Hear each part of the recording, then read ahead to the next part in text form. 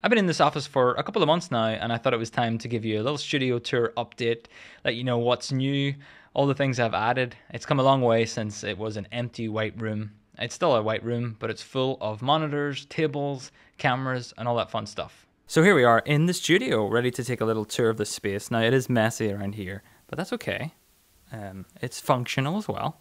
I thought I would kick things off with the cameras. Now, this camera is the GH5, and it usually lives around here somewhere. And I've been using that for my live stream and things like that, but I just thought I'd use it to record this video. Other cameras in the studio, I have this Blackmagic Studio Camera 4K, which is my main shot for the videos that I shoot. So you can see there, getting a nice medium shot of me, or actually I guess it's a fairly close-up shot of me. And it is on this tripod here, and then it has a teleprompter attached to it as well. Now, I tend to use this teleprompter for things like software when I'm showing that off. So you can see the ATEM software control is on it there. But otherwise, I can show whatever I want on that screen. We'll get to that later. And then I have it connected up to the ATEM here, and you can see the tally is coming in via the ATEM, and it's showing me that it's red and on air right now. We'll come back to those sort of ATEM setup. You can see it over in the corner there. We'll make our way over there eventually. Next up, though, we are over on the secondary desk that I have set up. So I'll kick things off really in terms of that desk. And the idea of this desk is an overhead shot to be used for different setups. Now, I have one of these lights here. This is the Elgato key light. You can see it coming on there. I don't actually have it connected to the Wi-Fi at all. So I just kind of rely on it to turn on, do its thing, and then I adjust the camera based on that for now. Next to that, I have the little CTEC monitor here showing a few different things. What I'm doing is feeding the ATEM's output into this, and then I have another ATEM underneath it here, which is has the overhead camera on it, as you can see there, which is getting this shot of this Roland device here I have on the desk. I don't really have it set up right now just to show it off, but it is the Panasonic G7. You can see it up there on one of these C-stands here, and it's getting that nice overhead shot. The whole idea here being that I can, have an overhead shot ready to go basically at all times. And then I need to set up another light coming in from this way, and that will be ready for me to shoot some B-roll of products, turning them on, fun things like that. Something I've always wanted to have is that dedicated shot ready to go. So that camera lives up here on the C-stand and is ready for that shot at all times. Now, as I mentioned, I have an ATEM, a small ATEM Mini Pro on this desk, and the output of that is actually feeding into the other ATEM, which is on that desk over there. Now, why am I doing it that way? Well, basically, it comes down to long HDMI cables. That is the answer to that question for now. I don't have that many, and I wanted to have these two cameras on this side of the room feeding into that ATEM. So, like I said, I have that G7 up there, and then I have this GH5, which gets this wide shot of the studio. But I tend not to use both of those shots very often, so I find it better just to put in this little sub switcher here, and then I can send whatever I want out of this over to the other ATEM over there. And since I only have really one extra long cable left over, then I have opted to set it up this way. That said, if I do tend to change the studio over to like SDI instead in the future, then I'll probably get rid of this and do everything into SDI and then over to the rack over there in the corner at some point. Here's another look at the setup as seen from where I'm sitting, and you can see there I have the teleprompter just in my view, and right now the ATEM software control is on there, but with the press of a button over on the ATEM, I can change that to be whatever I want. So now I have it set up to be my camera shot. In fact, next to that there is a monitor here that is duplicated, so whatever shows in this monitor will show on that prompter there. So if I want to see the multi-view, I can fire that up, see the multi-view. I usually do that whenever I'm live streaming so I can see what's on the multi-view. And then on this other monitor over here, you can see me. That's always the program view whenever I'm live streaming. But what's interesting about this ATEM Mini Extreme, which is powering this whole studio, I actually am kind of using it as a way to run my desk throughout the day as well. So I have a PC underneath the table, I have a Mac on the table, and they're all feeding into this ATEM Mini Extreme. And then the two outputs from that Mini Extreme are what's powering these two big monitors here, left and right. So in theory, if I want to look at my PC screen 1 on that screen, I can do that. And if I want to look at my PC screen 2 on that screen, then I can do that. So now I have sort of set up for a work day instead of being set up to record a video or do a live stream. And then whenever the live stream time comes, I just cut to my main camera on program. You can see over there. And then I can cut to multi-view over here, and I can be pretty confident about what I'm streaming.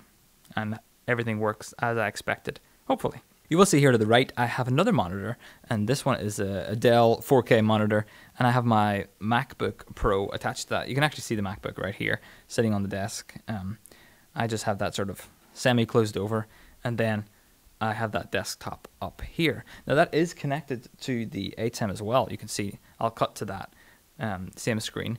The only thing is that these two monitors are in 1080p mode, and I find that trying to get some coding or design work done, it's not quite enough for me. So I tend to try to do that in as high resolution as possible. That's why I've set up this dedicated monitor just for the Mac. And in fact, I have a keyboard and mouse here sitting beside me so I can get some work done on that. And then another keyboard and mouse for the PC over here so I can get some work done on the PC. As I mentioned, off to my left-hand side, you can see the ATEM Mini Extreme, which is basically powering the whole studio. And below that, it's actually on a rack case. It gets a little dark down here, so I'll just hit up the ISO a little. And I have a few things set up that I tend to use sometimes, but not too much actually at the minute. The HyperDeck, one of the HyperDecks, I have the Pearl Nano here as well. And then you can't quite see, but it's the studio converter for the camera. An extra monitor, an old Blackmagic rack monitor that I have here, just lying around. I thought I may as well put it in practice. And then a few bits and pieces like an extra ATEM and an extra Television Studio HD at the bottom there. This is still very much a work in progress. I don't really need any of these items in play right now. That's why not many of them are switched on. I found the ATEM Mini Extreme for now to be really useful for all of these tasks, so it really is powering the whole studio. Coming into this ATEM Mini Extreme, I have several things. Camera 1, Camera 2 and 3, which is on the same ATEM HDMI connection. And then I have the PC, screen 1 and screen 2. I have the Mac. I also have a Playout B running in here. And then, as you can see here on the side, I have a couple of converters. And these are running keyfill graphics from my PC. So on the other end of these SDI cables is a DeckLink card built into the PC, which is powering the keyfill graphics coming out of vMix. Let's talk a little bit about audio. So here I am with the Shure microphone that I've been using a lot for all my videos now and for the live streams and things like that. I found it to be a really good microphone. Sounds great. Happy with it. I used to have it on a boom pole. If you've watched my live streams recently, I've changed it to just be on this little Manfrotto tripod style thing. This means that I can just grab it whenever I'm not live streaming, pop it down there, and it's out of my way. And then when I'm ready to stream again or record a video or maybe on a Zoom call, I'll just bring it over and set it there. I found in general that I was much happier with that than the mic arm because it always got in the way of things. So I'm pretty happy with how that's set up. Now the XLR from this goes into this little device here. That's the Behringer Flow 8. And it's a really interesting device. I don't think I can cover all the features of it in this tour. I think I have a dedicated video just about this coming out pretty soon, hopefully. But basically, I have the ability to do 3 different mixes here. I have it set up for a main output. I also have my aux 1 and aux 2, or monitor 1 and monitor 2, they call it. And right now I'm using the main output, actually not really for much at all, but I am using the monitor 1 and monitor 2. So monitor 1 is what's powering this little Genelec speaker that's sitting on my desk here. Now that's great for Zoom calls. I can use that to listen to people as they chat to me on Zoom calls. It's just sitting off to my side there. Also use it for the PC audio so I can edit videos. I use that just to hear things here in the studio. And then I use monitor number 2, which is going to my ATEM Mini Extreme. What I really wanted was one place to control all the audio. So the microphone is connected to this Behringer Flow 8, and then I also have any PC audio coming in either via this input at the end here, 5 and 6, or I also have another USB input coming from things like Zoom, dedicated software like that, coming in via 7 and 8.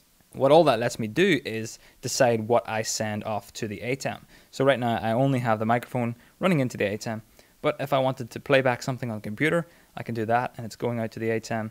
If I wanted to include a Zoom caller, I can do that and it's going out to the ATEM. And it makes it really easy when I'm just sitting here live streaming.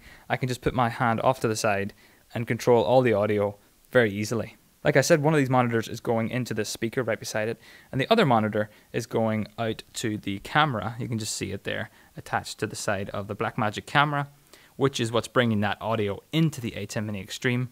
And then when I live stream, all of that audio coming in via the camera, mixed into the live stream that way, and it works really nicely.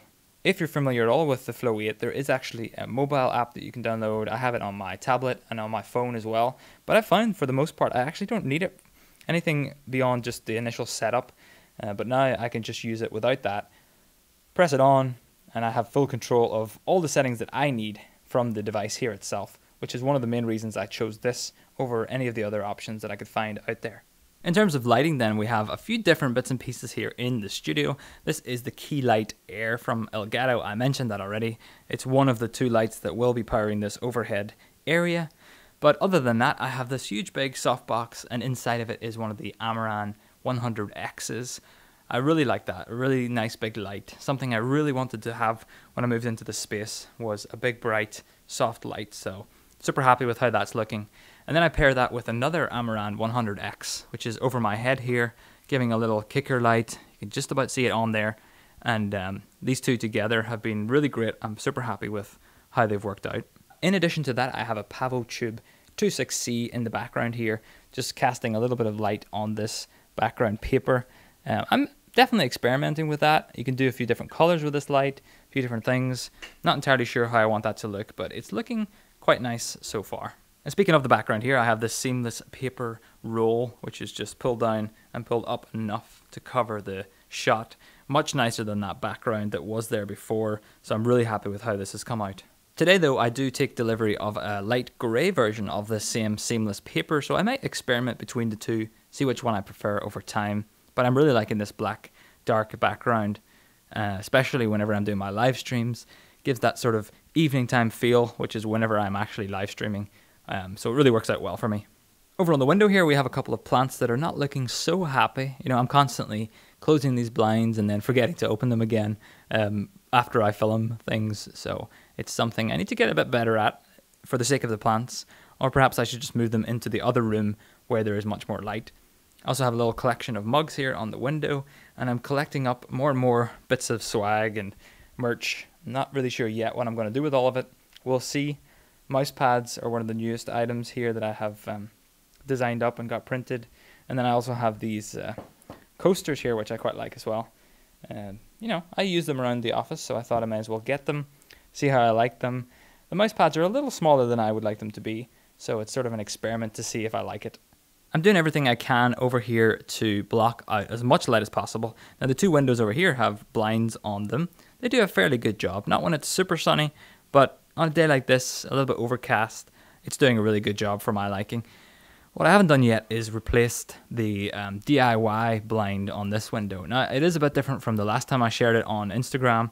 It's now 2 different boxes, the ones that the stands were delivered in, but it's really doing a good job. I haven't yet needed the replacement, a proper blind just yet. Definitely something I want to get eventually, but for now these boxes are doing a perfectly fine job of blocking out most of the light.